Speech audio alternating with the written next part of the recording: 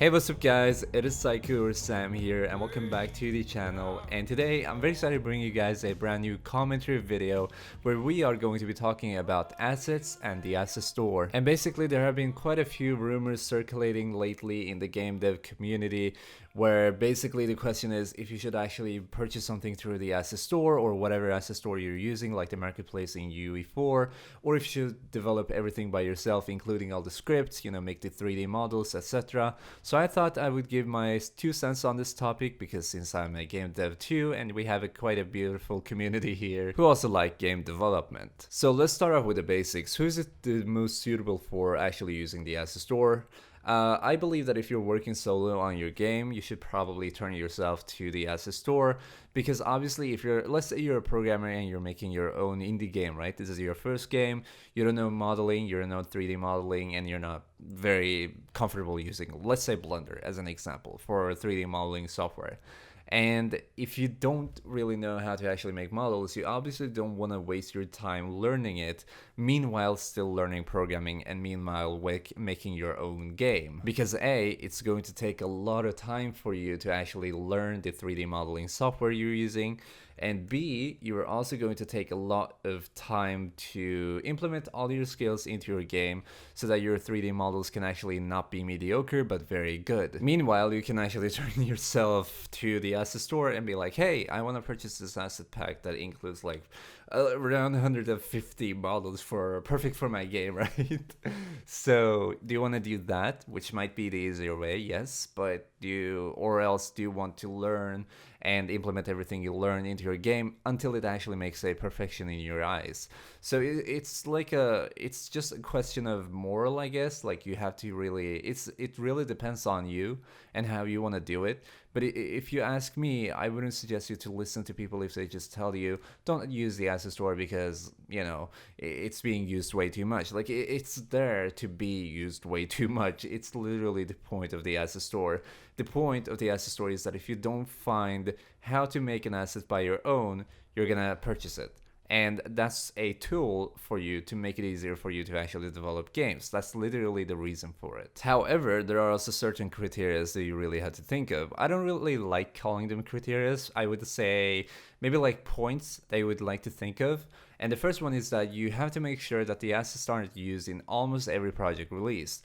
Because let's be honest here, a lot of shitty games made by Unity use the asset store. And they use the most common, the most popular, and the most rated assets out there, like 3D models.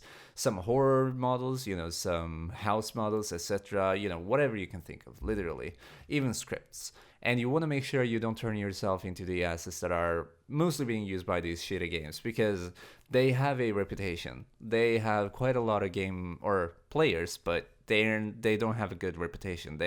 The players have reviewed them as bad games, and that's why they regain the title of being shitty games. And when you use the same assets, it's going to kind of look like your game is going to be as shitty, if not more shitty, than the others that they already played. So you want to be unique, you want to stick out, and for that to happen, you have to find some assets that are also unique for you. And one thing you can do, the next point also here, is that you shouldn't overdo yourself and purchase assets you won't use. Instead, just plan ahead. Like I said in my previous video for like level designing tips, just plan ahead of your game, plan ahead of your level design. Do you want to use this asset, or do you just want to buy it because it's cheap or whatever? You just have to think that it's your company budget at some point, and you have to spend it wisely. If you just spend it on stuff that you're not very sure that you're going to use, then there's no point in spending the money in the first place because you're not going to use them. So just plan ahead, take your time picking your assets.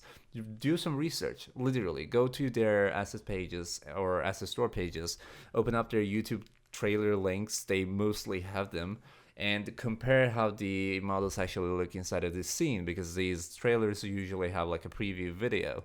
So compare them. Do you like it? Do you not like it? Why do you like it, or why do you not like it? When you feel like you can actually answer these questions, I think you pretty much got a suitable amount of assets you can use.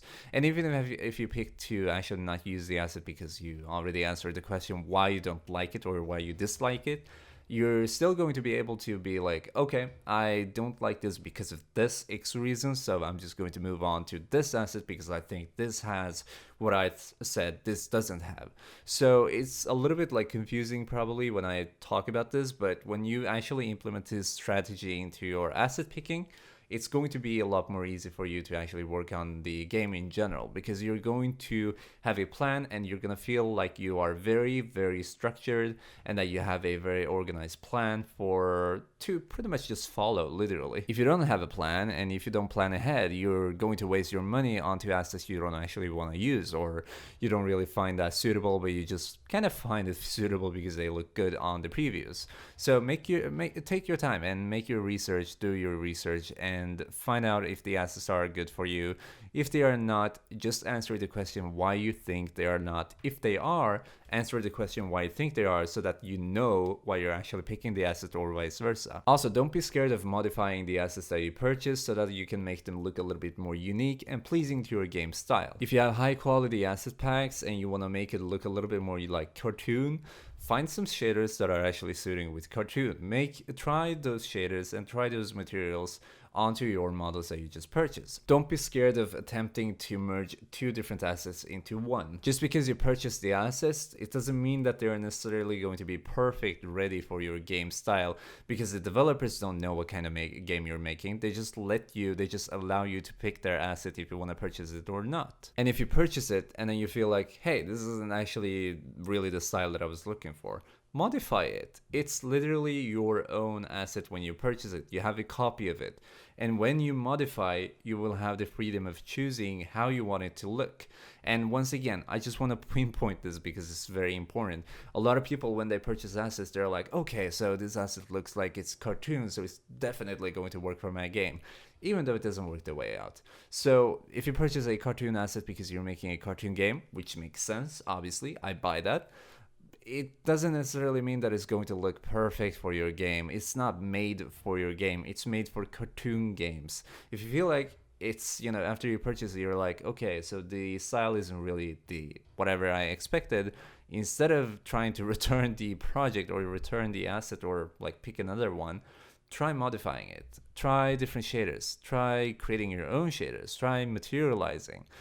Every single, like with Unity and with UE4, with CryEngine and whatever engine you're using, you have the freedom of modifying pre-built assets. And you don't necessarily have to build onto these 3D models that you purchase. You can just simply edit the materials. You can edit the colors, you can play around with the post-processings to make them look a little bit different than what they do normally. And that's what game dev really is all about, like just putting your variety of different skills into one single use. And that's how you create a game. And also, the reason people dislike assets and the asset store is generally because all shitty games, once again, use the most popular ones out there, and the games look too identical to each other because they use the same assets. And that's literally where I spent kind of like 5 minutes talking about earlier in this video. Is basically that you have to first and foremost pick some assets that are going to be unique, and even if they have been used by some other projects before, still you can try to materialize and edit and modify these assets to make them look not necessarily like your own assets, but something that is unique than what the developer actually supports from the start. You don't have to make your game look identical to other games. If you download some horror games from internet, like just literally just go to Google and search horror indie games Unity, you're gonna download you're gonna get a full list of horror games, right? Many like Slender games and whatnot, and some of them are being sold too. Like, that's crazy. And the reason I'm talking about this is basically because if you download let's say 20 and you play them, you're going to realize, you're kind of going to memorize what these assets are. I, who have used a lot of different assets on the asset store, and I have purchased quite a bit of assets, I know for the most part what kind of assets these games use, because as soon as I enter the games, I'm like, okay, this is the medieval pack, this is from manufacturer K4 and all that. And that's why I'm telling you, try to personalize your own assets. try to purchase the assets obviously, but try and personalize them, try modifying to make it look like a little bit unique at least, so that you have your own touch into your game. You don't want to make your game look like it's made by the 3D modelers of the asset pack. And that's why people hate the asset store and hate people who use assets, because they think you're going to buy the assets and then you're just going to allow your game to use the assets without any modification at all. And it's going to look identical to any other game using of the same assets. So try swimming towards the stream. Just try changing the game, literally. Change the rules. Make your game look unique as it deserves to be, because it's a good game, you have a good idea. Just go out there and make sure that the assets you're using, they don't look very identical to any other game out there, because you want to be able to be unique, or else you're not going to have a selling point. You're not going to have, even if it's a free game, you're not going to have a downloading point, right? Because you want to be able to market your game in a good way. And if it's unique, people are going to download it. People are going to give it a try and purchase it. So just try and stick out as much as you can. And that's first and foremost by personalizing your assets. Once again, even if you purchase them, modify them. Take your time and put it into making your game better. So in conclusion, do you want to buy assets? You should buy assets. Do you not have time to work on your own 3D models and make everything by yourself? Then buy the 3D models. Do you not have time to create all the scripts by yourself? Then buy the scripts from the asset store if you feel like doing it. I'm not trying to promote anything. I'm not trying to promote the asset store, but I'm not also going to drag it down. So if you feel like you're gonna have to purchase some assets, and you just see some people being like, oh, you shouldn't buy the assets because they just look identical to other games, and you're going to prove that you're unskilled. That's bullshit. Don't listen to these kind of people. They're just salty as fuck. Because if you would like look unskilled just because you purchase some assets, I think the entire Unity community would be unskilled as fuck. Because we have all purchased assets. Let's be honest here. I don't think there's any game dev out there who's a lone wolf, who's working as a 3D modeler and a programmer and a sound designer and a animator and all that kind of stuff. At some point, we need assets. Let's be honest here. The difference is, however, how you use the assets you purchase. Once again, if you personalize, if you modify, and you do everything to make it look unique, then you're good to go. If you just buy them, put them in your scene, and you're like, this is my game, it's not going to look that good. And with that being said, guys, I want to say thank you for everything you've been doing for me on my channel. I appreciate all the support on my latest videos.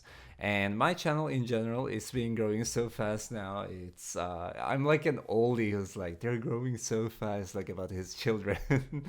But I want to thank you guys genuinely for everything. I really appreciate every single one of you. I wish that I had more time to reply to your comments, but I swear that I'm going to train my abilities on replying to comments, because I was good at it once in a time, but now I kind of suck at it. So I'm going to return, don't worry. But I just need some time to actually pick up my schedule and just, go all out, like literally, just like I did before. And it shouldn't be a problem. I will get used to it, and I promise that to you guys, because you deserve more than what I do for you right now. And with that being said, guys, thank you so much for watching this video. I hope you all enjoyed. And if you did enjoy the video, make sure to drop a like down below, and also hit the subscribe button if you want to stay up to date for new videos coming soon, like this one, new tutorials, playthrough series. We're actually having Firewatch gameplay, which is really fun. I love that game. If you haven't watched the episode 1 yet, I think only episode 1 is up right now. Meanwhile, I'm uploading this video. So you can find the link in the description down below, and it will be linked there. So make sure to watch it. It's really nice.